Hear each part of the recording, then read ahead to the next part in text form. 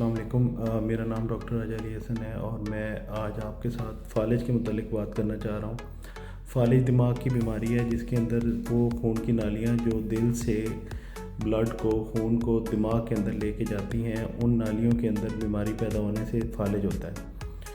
वह खून की नालियाँ जो दिमाग के अंदर खून लेके जा रही होती हैं, उनके अंदर किसी भी वजह से रुकावट अगर पैदा हो जाए या वो नालियाँ दिमाग के अंदर जाके लीक होना शुरू हो जाएं या फट जाएं, तो उसकी वजह से दिमाग में जो बीमारी पैदा होती है उसे हम फालिज कहते हैं। फालिज की दो किस्में होती हैं। एक वो किस्म जिसमें खून की नाली के अंदर बंदिश पैदा होती है, उसे हम इस्केमिक स्ट्रोक कहते हैं।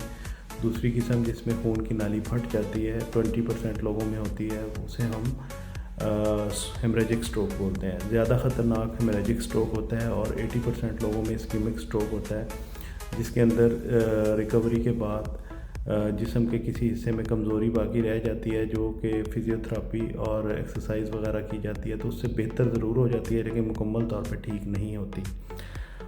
अब मैंने आपको दोनों वजूहात बता दी हैं, दोनों किस्में भी बता दी हैं। एक तीसरी किस्म भी होती है जो 24 घंटे में तकरीबन काफ़ी सारे मरीज़ों में ठीक हो जाती है, उसे हम ट्रांजिएंट इस्केमिक अटैक बोलते हैं। वो भी एक फालिज की किस्म होती है। फालिज की अलामात के मतलब बात करें तो उसके अंदर फालिज के अंदर जब फालिज हो जाता है, मतलब बीमारी डेवलप हो गई है, तो उसके अंदर चेहरे का एक तरफ मुड़ जाना शामिल है, बाजू या टांग में कमज़ोरी आना शुरू हो जाती है, आंखों के सामने दिखाई देना बंद हो जाता है या धुंधला हो जाता है। उसके बाद बोलने में मसला आ सकता है, चलने में तवाज़ुन बरकरार नहीं रहता, मरीज़ जो है वो गिर सकता है, बेहोशी हो सकती है, मरीज़ को उल्टियाँ आ सकती हैं। ये फालिज की मोटी मोटी अलामात हैं। अच्छा, उसके बारे में जब अलामात आती हैं तो उसके बाद हमें फ़ौरी तौर पे जो है वो जो चीज़ देखनी होती है, उसके अंदर हम 4 चीज़ें देखते हैं। फ़ौरी तौर पे जो 4 चीज़ें देखने वाली हैं उसमें सबसे पहले हम चेहरा देखते हैं कि किसी मरीज़ को अगर फालिज का अटैक आया तो उसका चेहरा एक तरफ मुड़ तो नहीं रहा, दूसरा उसके हाथ में कमज़ोरी तो नहीं आ रही, उसके बोलने में उसको मसला तो नहीं हो रहा, थुथलापन तो नहीं आ रहा।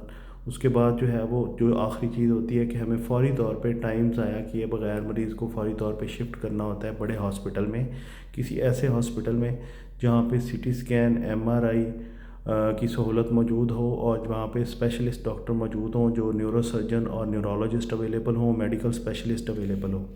ये जो है वो इसे हम फास्ट के नाम से जानते हैं। फास्ट याद रखें, फास्ट में 4 स्पेलिंग है, FAST। F से फेशियल डेविएशन है, A से आर्म वीकनेस है, S से स्पीच डिस्टर्बेंस है और T से टाइम जो है वो सेविंग है। ठीक है। अच्छा, ये चीज़ें आपने 4 चीज़ें जब देख लेंगे तो आपको पता चल जाएगा कि हमें फ़ौरी तौर पे क्या करना है। अच्छा, अब इसके अंदर एक अवेयरनेस है जो मेरी तरफ से फालिज से हट के, आज मैं फालिज के मुतालिक तकरीबन इतनी ही बात करूँगा।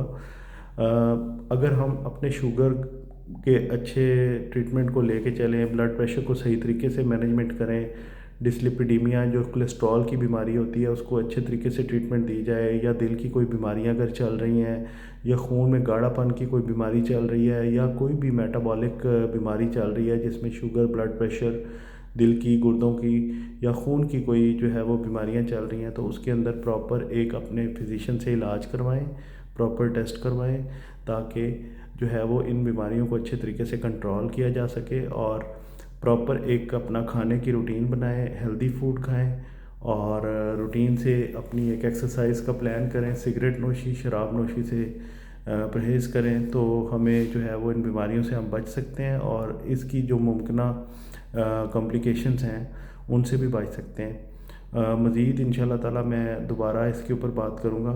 ये एक अवेयरनेस मैसेज है तमाम पब्लिक के लिए। मज़ीद इस बारे में अगर आप कुछ पूछना चाहते हैं तो आप कमेंट कर सकते हैं। Thank you so much.